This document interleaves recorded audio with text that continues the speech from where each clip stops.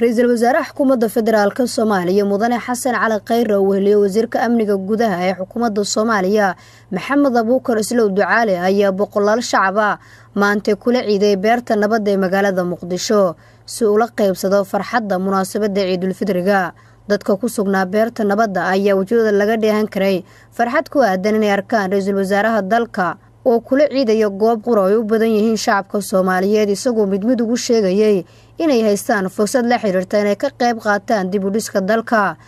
ra'iisul wasaaraha xukuumadda federaalka Soomaaliya mudane Xasan Cali Khayre ayaa kula hadlay beerta nabadda boqolaalkii shacabka ay ku sugnaa kuwa u badnaa dhalinyaro waxa uu ku buuriyay inay ka shaqeeyaan sidii dib loogu soo celin lahaa karaamada iyo sharafta ummadda Soomaaliyeed oo ay saldhig u tahay dhismaha dawladnimo awood leh taana ay ku imaan karto dawladda iyo shacabka oo iskaashada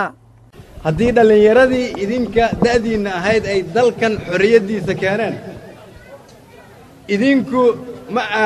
awoodin inaad dalka dhistaan diyaar ma u tihiin dalka inaad dhistaan waa inaadan mar dambe aqbalinina inaad dalkiina markhaati ka tihiin waa inaadan aqbalinina dalka inaad marti ka tihiin waa inaan madaxweyne iyo ra'iisul wasaare iyo wasiirro iyo baarlamaan aanay idin dhihin annagaa dalka idinka leh haddaad aragtaan xaqdarro ha aqbalinina miyaad aqbalaysaan xaqdarro haddaad aragtaan musuqmaasuq ha aqbalinina miyaad aqbalaysaan musuqmaasuq haddaad aragtaan dawlad xumo miyaad aqbalaysaan waa inaad u soo istaagtiin waajibkiinna waa inaad u soo istaagtiin xuquuqdiinna waa inaad ogaataan dadka waaweyn oo aan anigu ka mid ahay haddii aanay dalkan hagaajin cidda ay ka hadlaynayaan waa idinka cidda dalka laga hadlaynayo waa idinka annagu waxaan nahay jiilkii idinka horreeyey oo dalkan ka baxay nasiib darro waxay ahayd inaan idinku wareejinno Soomaaliya aan qarax lahayn inaan idinku wareejinno Soomaaliya laamiyadeeda iyo nalalkeedu ay wanaagsan yihiin Soomaaliya ardaygii jaamacad ka soo baxa uu shaqo helo Soomaaliya dadku ay siman yihiin Soomaaliya cadaalad leh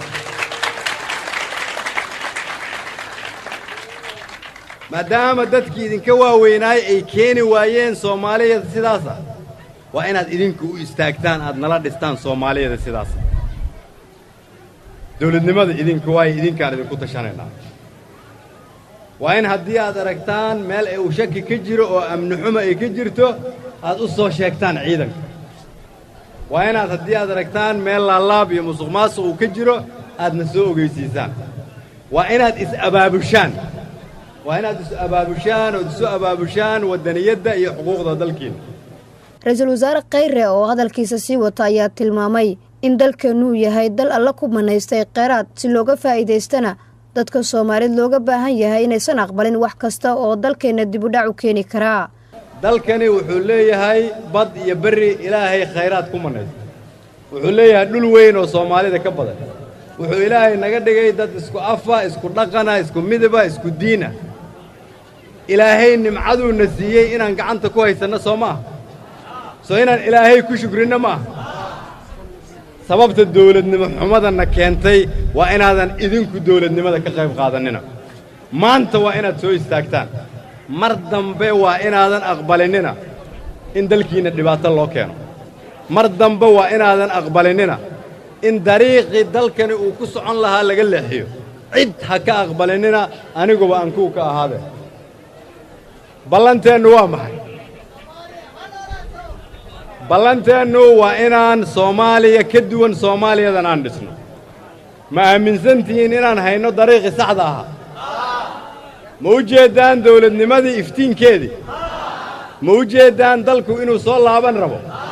ma u istaagaysaan inaad nagala shaqaysaan waxaad iin ballan qaadayaa inaan u istaagnaan doono aniga iyo golaha wasiirada iyo madaxweynaha iyo cid walba oo xukuumadeyda ka mid ah qarannimada ummadda Soomaaliyeed abuurista kalsoonida shacabka iyo dawladda ayay qayb ka tahay in ra'iisul wasaare Xasan Cali Khayre oo maanta shacabka Soomaaliyeed kula ciido goob maanta oo kale dadka reer Muqdisho isugu yimaadaan isla markaana u dhageysan lahaa talooyinka wanaagsan ee ku jira dadka Soomaalida aan awoodin inay ugu yimaadaan xafiiskiisa